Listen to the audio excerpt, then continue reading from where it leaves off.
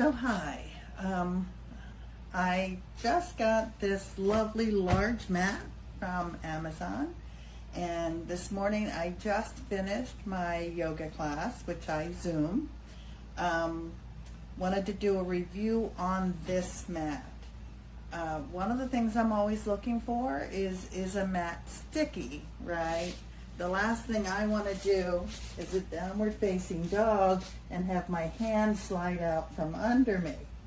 And so this is sticky enough that I can do my downward facing dog and walk the dog and not worry about sliding off.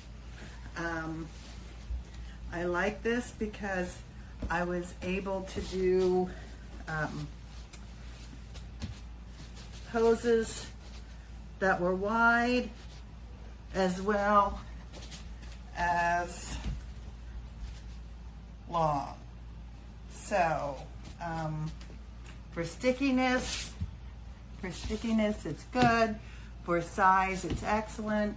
It's also easy to roll up and store. 5 stars.